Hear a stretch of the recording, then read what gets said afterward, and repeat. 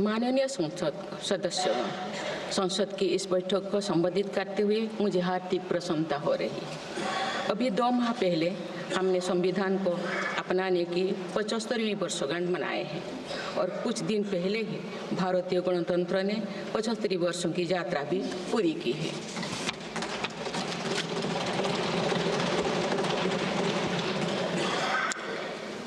ये अवसर लोकतंत्र की जननी के रूप में भारत के गौरव को नई ऊंचाई देगा।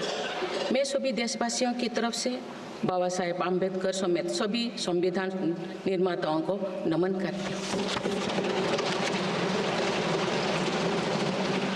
माननीय सदस्यगण, इस समय देश में महाकुंभ का ऐतिहासिक पर्व भी चल रहा है। महाकुंभ भारत की सांस्कृतिक परंपरा का, भारत की सामाजिक चेतना का पर्व है। देश और दुनिया से आए करोड़ों श्रद्धालुओं प्रयागराज में पूर्ण स्नान कर चुके हैं। मैं मौनी अमावस्या के दिन हुई हादसे पर अपना दुख व्यक्त करती हूँ। घायलों के शीघ्र स्वस्थ होने की कामना करती हूँ।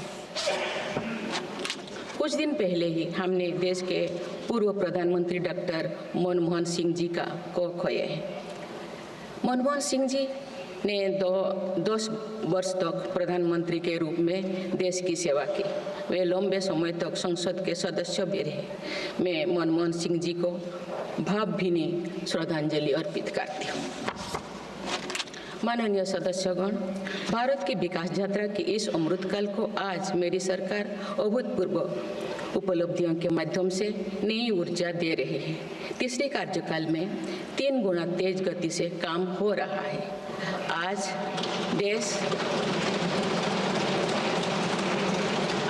देश बड़े निर्णयों और नीतियों को असाधारण गति से लागू होते देख रहा है और इन निर्णयों में देश की गरीब, मध्यम वर्ग, युवा, महिलाओं, किसानों को सर्वोच्च प्राथमिकता मिली। मेरी सरकार ने तीसरे कार्यकाल में सभी के लिए आवास के उद्देश्य की पूर्ति के लिए ठोस कदम उठाए हैं। प्रधानमंत्री आवास योजना का विस्तार करते हुए 3 करोड़ अतिरिक्त परिवारों को नए घर देने का निर्णय लिया गया है। इसके लिए 5,36,000 करोड़ रुपया खर्च किए जाने की योजना है। मेरी सरकार गांव में गरीबों की उनकी आवासीय भूमि का हक देने और वित्तीय समावेशन के लिए प्रतिबद्ध है। इस दिशा में स्वामित्व योजना के अंतर्गत अब तक 2 करोड़ 25 लाख स्वामित्व कार्ड जारी किए गए हैं। इनमें से करीब 70 लाख स्वामित्व कार्ड पिछले 6 महीने से जारी किए। पीएम किसान सम्मान निधि के तहत करोड़ों किसानों को पिछले महीने में 41,000 करोड़ रुपया की राशि का भुगतान हुआ है। जनजातीय समाज के 5 करोड़ लोगों के लिए धरती आबा जनजातीय ग्राम उत्कर्ष अभियान प्रारंभ हुआ है। इसके लिए 80,000 करोड़ रुपये का प्रावधान किया गया है। आयुष्मान भारत योजना के अंतर्गत 70 वर्षों और उससे अधिक उम्र के 6 करोड़ वरिष्ठ नागरिकों को स्वास्थ्य बीमा देने का फैसला हुआ है। इन्हें हर वर्ष 5 लाख रुपए का हेल्थ कवर मिलेगा। छोटे उद्यमियों के लिए मुद्रा ऋण की सीमा 10 लाख रुपये से बढ़कर 20 लाख रुपया कर दी गई है। मेरी सरकार ने युवाओं की शिक्षा और उनके लिए रोजगार के नए अवसर तैयार करने पर विशेष फोकस किया है। मेधावी छात्रों को उच्च शिक्षा में वित्तीय सहायता देने के लिए पीएम विद्यालक्ष्मी योजना शुरू की गई है। 1 करोड़ युवाओं को शीर्ष 500 कंपनियों में इंटर्नशिप के अवसर भी दिए जाएंगे। पेपर लीक की घटनाओं को रोकने और भर्ती में पारदर्शिता सुनिश्चित करने के लिए नया कानून लागू किया गया है। सहकार से समृद्धि की भावना पर चलते हुए सरकार ने त्रिभुवन सहकारी यूनिवर्सिटी की स्थापना को प्रस्ताव स्वीकृत किया है। सरकार ने प्रधानमंत्री ग्राम सड़क योजना के 4थे चरण में 25,000 बस्तियों को जोड़ने के लिए 70,000 करोड़ रुपया स्वीकृत किए हैं।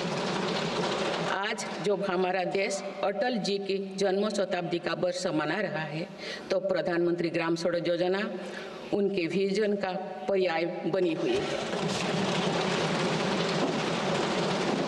देश में अब 71,000 वंदे भारत, अमृत भारत और नमो भारत ट्रेन चल रही है, जिनमें पिछले 6 माह में ही 17 नए वंदे भारत और एक नमो भारत ट्रेन को जोड़ा गया है।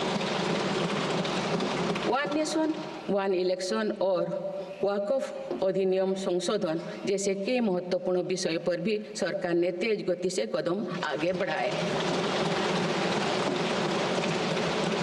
माननीय सदस्यगण, मेरी सरकार के 1 दशक के कार्यकाल ने विकसित भारत की यात्रा को नई ऊर्जा दी है। विकसित भारत के विजन में जन भागीदारी का सामूहिक सामर्थ्य है, देश की आर्थिक उन्नति का रोड मैप है, डिजिटल क्रांति के रूप में टेक्नोलॉजी की ताकत है और आधुनिक इंफ्रास्ट्रक्चर आधार भी है। मेरी सरकार के प्रयास के बल पर भारत दुनिया की तीसरी सबसे बड़ी अर्थव्यवस्था बनने जा रही है। विकसित भारत की उड़ान को हमारे संविधान के आदर्शों का सतत मार्गदर्शन मिलता रहे, इसके लिए सरकार ने सेवा, सुशासन, समृद्धि और स्वाभिमान इन प्रमुख सिद्धांतों को गवर्नेंस के केंद्र में रखा है। सरकार रिफॉर्म, परफॉर्म और ट्रांसफॉर्म के अपने संकल्पों को तेज गति से आगे बढ़ा रही है। मेरी सरकार का मंत्र है सबका साथ, सबका विकास, सबका विश्वास और सबका प्रयास, और इस मंत्रों का एक ही लक्ष्य है, विकसित भारत का निर्माण। माननीय सदस्यगण, जब देश के विकास का लाभ अंतिम पायदान पर खड़े व्यक्ति को भी मिलने लगता है, तो भी विकास सार्थक होता है। मेरी अंत्योदय की वह भावना है जिसके प्रति मेरी सरकार संकल्पित रही है। गरीब को गरिमापूर्ण जीवन मिलने से उसमें जो सशक्तिकरण का भाव पैदा होता है और गरीबी से लड़ने में उसकी मदद करता है। स्वच्छ भारत अभियान के तहत बने 12 करोड़ शौचालय, प्रधानमंत्री उज्ज्वला योजना के तहत निःशुल्क दिए गए 10 करोड़ गैस कनेक्शन, 80 करोड़ जरूरतमंदों का राशन, सौभाग्य योजना, जल जीवन मिशन जैसे अनेक योजनाओं में गरीब को ये भरोसा दिया गया है कि वे सम्मान के साथ जी सकते हैं। ऐसे ही प्रयासों की वजह से देश के 25 करोड़ लोग गरीबों को परास्त करके आज अपने जीवन में आगे बढ़ रहे हैं। इन्होंने न्यू मिडिल क्लास का एक ऐसा समूह तैयार किया है जो भारत की ग्रोथ को नई ऊर्जा से भर रहा है। माननीय सदस्यगण, भारत जैसे देश की आर्थिक उन्नति मध्यम वर्ग मिडिल क्लास की आकांक्षाओं और उनकी पूर्ति से परिभाषित होती है। मध्यम वर्ग जितने बड़े सपने देखेगा, देश उतने ही ऊंचा उड़ान भरेगा। मेरे सरकार ने मुक्त स्वर से मध्यम वर्ग के योगदान को न केवल स्वीकारा है, बल्कि हर मौके पर उसे सराहा भी है। सरकारी कर्मचारी भी मिडिल क्लास के अहम प्रतिनिधि है। हाल ही में मेरी सरकार ने सरकारी कर्मचारियों के कल्याण के लिए 8वें वेतन आयोग के गठन का निर्णय लिया है। ये निर्णय आने वाले वर्षों में सरकारी कर्मचारियों के वेतन में बड़ी वृद्धि का आधार बनेगा। केंद्र सरकार के लाखों कर्मचारियों का यूनिफाइड पेंशन स्कीम के तहत 50% सुनिश्चित पेंशन देने का निर्णय भी लिया गया है, जिसका व्यापक स्वागत हुआ है।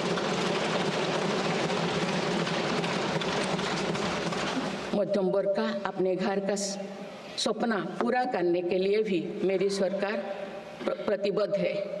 रेरा जैसे कानून बनाकर मध्यम वर्ग के सपने को सुरक्षा दी गई है।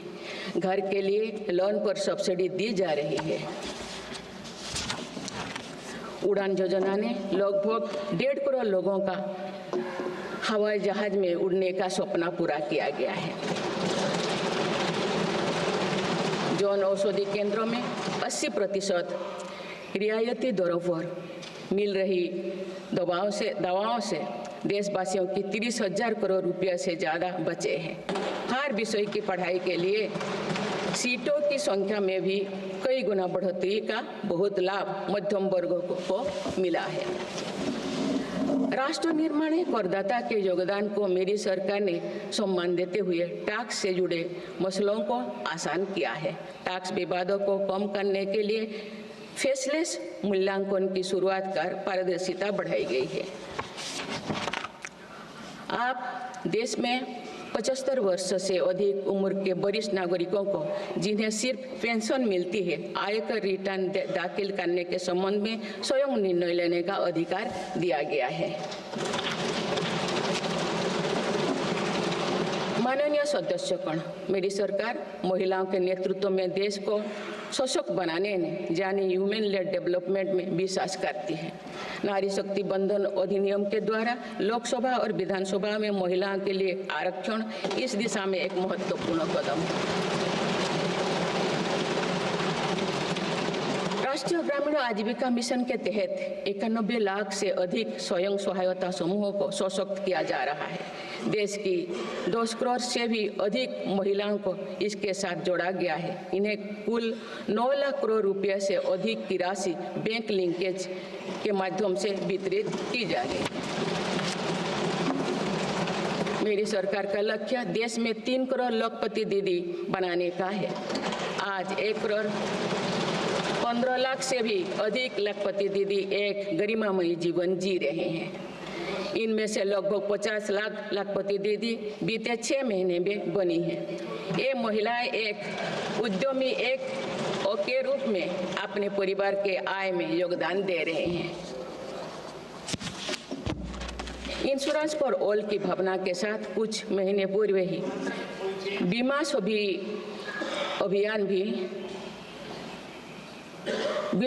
अभियान भी शुरू किया गया है। हमारे बैंकिंग और डिजी पेमेंट्स सखियां दूर दराज के इलाकों में लोगों को वित्तीय व्यवस्था से जुड़ने में महत्वपूर्ण भूमिका निभा रहे हैं।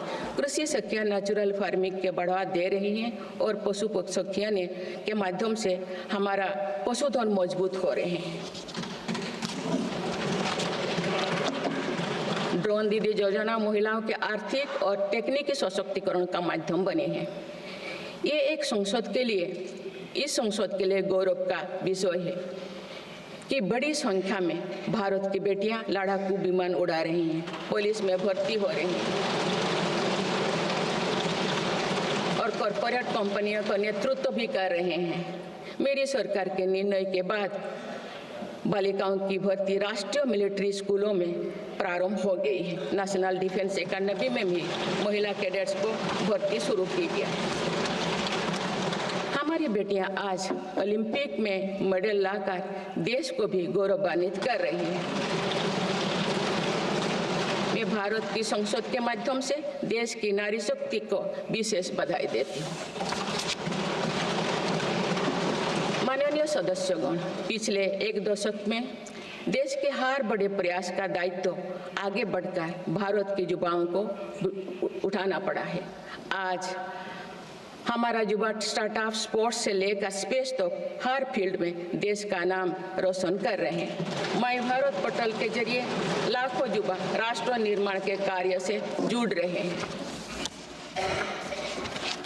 पिछले 1 दशक में मेक इन इंडिया, आत्मनिर्भर Bharat, startup India, stand up India और डिजिटल इंडिया जैसी पहल ने युवाओं को रोजगार के अनेक अवसर प्रदान किए हैं। पिछले 2 वर्षों में सरकार ने रिकॉर्ड संख्या में 10 लाख स्थायी सरकारी नौकरियां प्रदान की गई।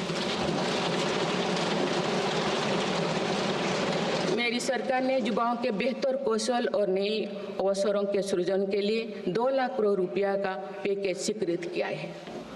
1 करोड़ युवाओं के लिए इंटर्नशिप की व्यवस्था से युवाओं को ग्राउंड पर काम करने का अनुभव प्राप्त होगा।